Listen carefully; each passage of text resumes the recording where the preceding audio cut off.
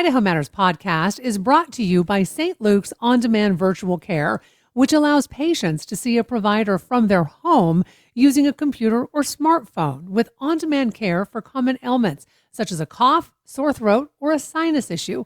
More information at stlukesonline.org. Start the new year with a commitment to independent journalism. When you become a supporter of Boise State Public Radio, you ensure deeper reporting, stronger investigations, and the trusted coverage you rely on every day. I'm very grateful for all of the balanced reporting, and I will continue to be a sustaining member. Your gift keeps fact-based news available to everyone in our region. Begin the new year by becoming a donor at boisestatepublicradio.org. From the studios of Boise State Public Radio News, I'm Gemma Gaudette. This is Idaho Matters. We want to take you back today to New Year's Eve in downtown Boise, where thousands of people gathered for the annual potato drop and for the fireworks that are lit at the stroke of midnight. All right. We're going to bring this new year in together. We're going to say goodbye to 2025 and usher in 2026.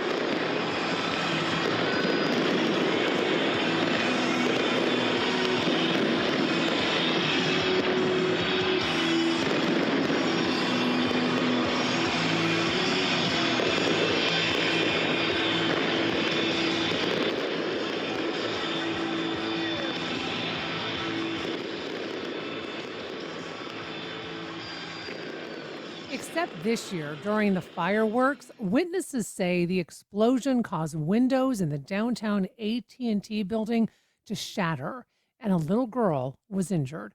We're learning a lot more about this case, and our Morning Edition host, George Prentice, has been diving into this story, and he's joining us now to talk more about the latest. George, welcome back. Thanks so much. So, George, take us back. Can you set the scene for us on New Year's Eve in downtown Boise? What exactly happened that night? Well, indeed, here we had the potato drop again. And over the years, this event has grown in size. If people remember 13 years ago, this was a bit of a head scratcher. It was a much smaller potato. There was a fire truck and a crane, and people just kind of went, really? Well, it has grown significantly. So this year, it's pretty much a all-day event on December 31st. They have what they call their Rail Jam event with athletes testing their skills on jumps and rails, live music, no less than 5 bands. By the way, I looked into people may be curious about, they have a VIP tent where people, I guess, are just warmer under this tent, etc. And if you go online to the potato drop, a VIP ticket is $110. I think people would be curious about that. But then at the stroke of midnight came a significant fireworks show. And the only thing we knew about this show in advance, the folks who run the potato drop said, well, this year's fireworks display might be longer. Of course, they didn't say anything about the fireworks. I mean, quite frankly, there are the fireworks that don't light up the skies and are pronounced by the level of how much sound they can make. And I think that's really what we're talking about here. So, George, talk to us about the little girl who was injured that night. I mean, what do we know about her as well as her injuries? Well, the explosion, which occurred shortly after the fireworks began, as you mentioned, shattered windows at the AT&T building nearby. By the way, there was also damage, we later learned, to the Idaho Capitol. But back to those windows, some of those windows, shards of glass, hit a young girl, and her parents have let us know that her first name is Bella, and she suffered severe injuries. She spent the night in the hospital undergoing a skin graft and surgery to repair those injuries. And in a photograph that her parents have shared, it is really a significant scarring on the left side of her face. and in particular over her left eye. And she has returned home. Her parents have also shared that she is on the autism spectrum. And you can imagine that the trauma that this has caused, the recovery from that is that much more daunting. Mm. So, George, you mentioned the history of the potato drop. Yeah. I want to talk more about that because you've been looking into the history, especially in testimony before the City of Boise Special Events Committee. So, can you give us a bit more history here? You bet. So each year, this event, like any event, has to come before this Special Events Committee. Now, there are folks from the city, so everyone from the legal department to the parks department, and then there are folks from Ada County Highway District who want to talk about traffic. And then there are people from the state who are representing, hey, what are you going to do in front of the Capitol? So it is a pretty significant committee. You have to get their green light. And so let's face it, they've gotten the green light 13 years, but some of those years were rather prickly. I take you back to 2021 when the organizer, and his name is Dylan Klein, he's the founder of the Potato Drop, Dylan Klein, and over the years he did not like being questioned about their operations. And in 2021, he dropped a number of expletives. He basically just walked out of the room and said, you know what, I'm going to take my ball and go. In other words, he threatened to take it to Nampa. So let's go back to We 221. need to move this event, honestly. You know what? I think we're good here. I think we're going to move it out to Nampa. I think that's what we're going to do. We have, at personal financial risk, we have laid ourselves out for the community and done so much for this town, and nobody gives a nobody cares. Nobody appreciates it, and I'm sick of it.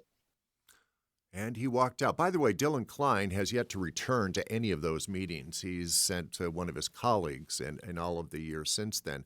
So they smoothed things over, and indeed, they had their event back in 2021. But then the very next year, in 2022, the city came back and said, hey, look they really chastised the folks at the Potato Drop. They said they had not had proper COVID precautions.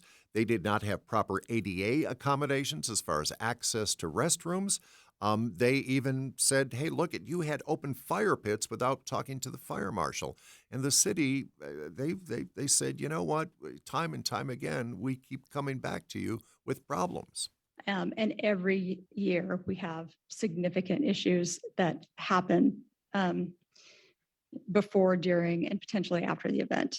I think we collectively feel like we have said, hey, please don't do this again a lot of times. And a lot of times they've come back. And like I said, 13 years running, they've gotten the green light. So, George, it really does sound like the Potato Drop has had some issues in the past. I mean, if those sound bites, right, are any indication of that. Yeah. But the Potato Drop still got the green light every single time. Indeed. And so think of all of those parties, those entities that have signed off on this. So they have to send a pretty thick application with a lot of documentation to the city and to the state and to the highway district and a lot of things, to the police department, to the fire department. They're there in that committee as well. So they have to file all of these this paperwork to the city to get those green lights. So, George, after the New Year's incident, you actually filed a public records request, and I'm curious about what you were looking for in that filing. I got a lot of documents that came my way.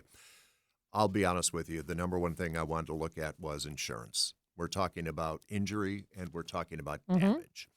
And indeed, I am holding in my hand a copy of the certificate of liability insurance, basically the policy written through Accord.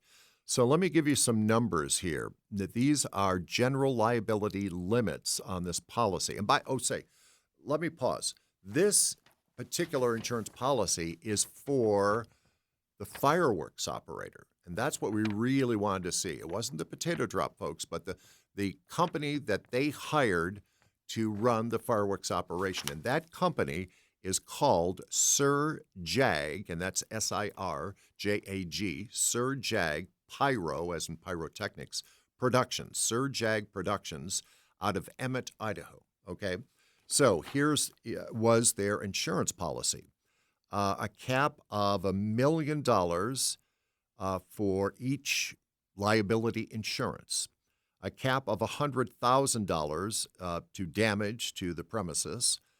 The cap for medical expenses, $5,000. Doesn't seem like that's too big a number. Personal and individual injury, $1 million. So that's what we found. We found their insurance policy. We found, I wanted to see documentation for this fireworks company. We found the federal explosive license permit. We found an okay from the Boise Fire Department, all in advance of the display. We have the records of exactly what fireworks they used and how much they used. And I wanted to see if I could find safety protocols. And indeed, I did. So I'd like to read you what it says here under safety protocols. Like I said, there's a lot of paperwork here. And we quote, "Now, this is a protocol for stopping the show for emergency response." So in other words, if there's a problem, you need to stop the show. Quote, "Once the lead shooter, the shooter of the fireworks, is notified of any emergency by the authority having jurisdiction or emergency response personnel, he will pause the show until further instruction by the authority having jurisdiction." As we just heard, the show wasn't paused. So, a couple of questions. Does that mean nobody said anything? Or did they just not pause the show? Interesting question. And let's see, we also found lists of the type of fireworks devices that they learned, things like that. So, George, you also found mention of something that's called thunder mugs. So, Yeah. what is that? A thunder mug. So, and again, we're talking about these huge blasts, which we just heard at the beginning. Can we play some of that under while I talk about thunder mugs? Because that's exactly what we're talking about, is when we hear these blasts, as they count down 10 seconds to midnight. These are cylinders, and they are filled with black gunpowder. Oh, okay, because they sound like a gunshot going off, George. Exactly. As a matter of fact, these are also called salute cannons. Listen.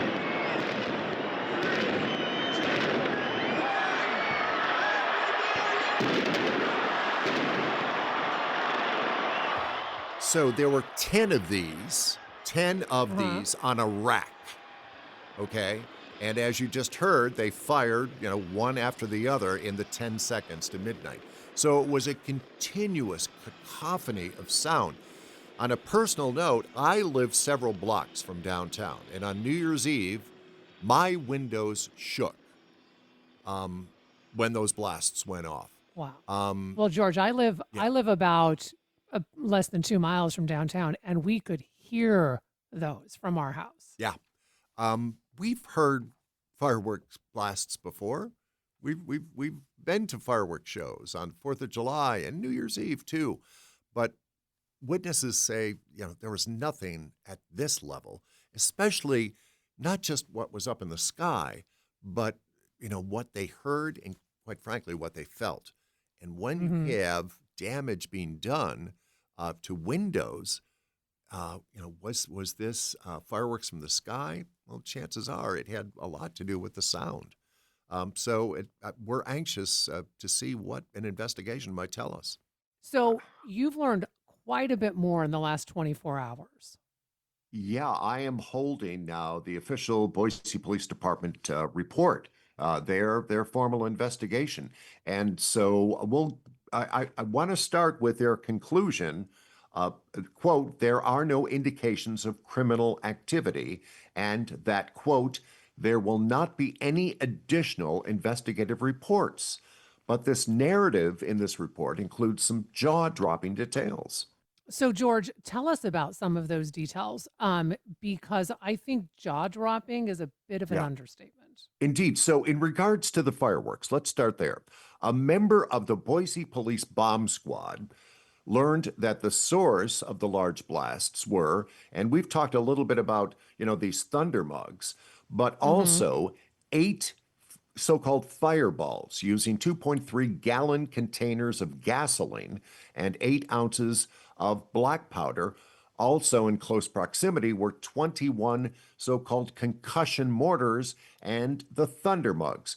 And so here we go. When the member of the bomb squad asked John Gillane, he is the owner-operator of Sir Jag Pyro, and we talked a little bit about this. This is the company that Hmm. actually operated the fireworks display on New Year's Eve. He said, quote, without an attorney present, I really can't say much. But there is on-body video of a Boise police officer interacting with Dylan Klein, the founder of the Potato Drop, and this gentleman, John Gillane, from Sir Jag Pyro, immediately after the fireworks display. And when the officer told Klein that the blast had actually shattered windows of a nearby building, the AT&T building, quote, Klein responds by saying, F yeah, John. And I'm obviously not saying the full word there. Wow. He says, Uh-huh. F yeah, John. And then he proceeds to give John a high five. And then Klein also spewed some more profanities, directing them to the city of Boise and Boise Mayor Lauren McLean. When the officer said, "Yeah, but this injured a young girl," Klein was a little more apologetic, but he said, "Oh well, it doesn't matter. We're out of here. F the mayor, F the city." Now, regarding damage to the Idaho State House, we've talked a little bit Hmm. about this. We know some more detail now. The investigation reveals that 2 buildings up in the rotunda were broken. And so, right behind the pillars of the Capitol, facing out to Capitol Boulevard. So, those were the windows that were shattered there. And then the young girl, regarding the young girl who was injured. The police report says the shattered glass showered down on attendees, and a first responder wrote this, quote, I saw she was bleeding profusely from her face. She had a large, deep laceration on her face, starting near the corner of her left eye, going across her nose, and ending near the corner of her right jaw. And again, after several hours of surgery and Mm. skin grafts, she continues to recover at home. Wow. So, George, I want to go back to something that you quoted Dylan Klein saying, and that Yeah. was, so what? I mean, we're out of here. Yeah. But they already have on their website selling tickets for next year. Ex- So that yeah. doesn't seem to make sense. It doesn't unless they have a pipe dream of putting this elsewhere. And as we reported earlier, he has not been shy about uh, so-called threats of moving this Right. event, but the Hmm. city worked it out with him, etc. So whether he believes or they believe that they're going to return to downtown Boise or they're going somewhere else, they're under the assumption that they're going to do things the way they want to do things, and they're even selling these VIP tickets for $110. You go to their website, there's actually a real-time countdown to their next event. Okay. So with all of that, George, and what you have gathered in the last 24 hours, is the investigation officially over? It is. It is. Here are Boise Police words. Investigators evaluated how blast pressure waves may have interacted with and reflected off surrounding structures. Quote, based on the information currently available, it is not possible to determine the exact combination of events that led nearby windows to shatter. Quote, at this time, there are no indications of criminal activity. the Boise Police Department has completed its involvement related to report taking. I asked, okay, so can we expect the fire department investigation? And remember, we were told by the city that there would be investigations by Boise Police and Boise Fire. So when I asked, okay, when can we expect the fire report, I was told since the Boise Police Department investigation was thorough, there will not be any additional investigative reports. I'm kind of surprised by that statement to you, George. But with that, you said in the report, Boise Police says there's they can't find any criminal liability. Yeah. Sounds like they've done a thorough investigation. This report is thorough. They have lots of interviews. They even talked to the Weather Service about the possible weather impacts to this. So, in their world, they see this as thorough, to your point. But there is a difference between criminal liability and civil liability, George. Yes. And I don't know what kind of information, if any, we have on that. But there is a huge difference. And just because someone may not be found criminally, negligent, criminally liable, I would think, I'm not an attorney, but that there is potentially some civil liability. In particular, when we look at what happened to Bella, to this little girl who her injuries, I mean, George, how lucky is she to have that her eye is okay, that really that nothing worse happened to her or to other people.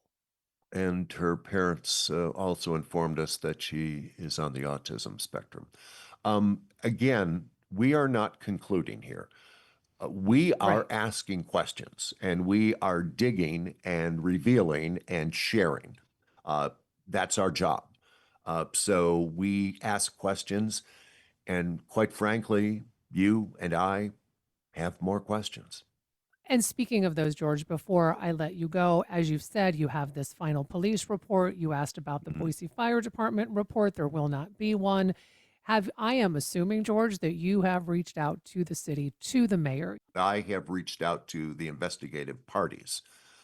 So that includes the city and the fire department, because I think that those are the questions that we truly have where we're going to get something substantive. Because, frankly, we've got a pretty good picture of what Dylan Klein thinks and says. We have that picture, and now we actually have those quotes. So have you had any official response from any city leaders outside of this final Boise police report? Not yet. We appreciate all of the reporting you've been doing on this. And I know as soon as you hear from city officials, we'll have you back on Idaho Matters to talk about that. We've been talking with our Morning Edition host, George Prentice, about his investigation into the fireworks incident on New Year's Eve in downtown Boise. As George just told us, the final police report, the investigation is over. They have said they have not been able to find any criminal liability in this case. But of course, as George said, he's reached out to the city. And if he hears from them, we will let all of you know. And that'll do it for this episode of Idaho Matters. Thanks so much for listening. And just a reminder, you can find all of our episodes wherever you get your podcasts. Hey, I'm Peter Pruitt from Zoo Idaho. And I'm Dr. Leif Tapinola with the Idaho Museum of Natural History. Together we host The Nature of Idaho, a podcast all about how our state's amazing landscapes, wildlife, and geology shape life here in the Gem State. Each week we dive into nature stories from across Idaho, everything from fossils to forests, and sometimes even a few fun facts you can share on your next hike. So join us as we celebrate everything that makes wild Idaho special. Listen to The Nature of Idaho from KISU, wherever you get your podcasts, or at KISU.org.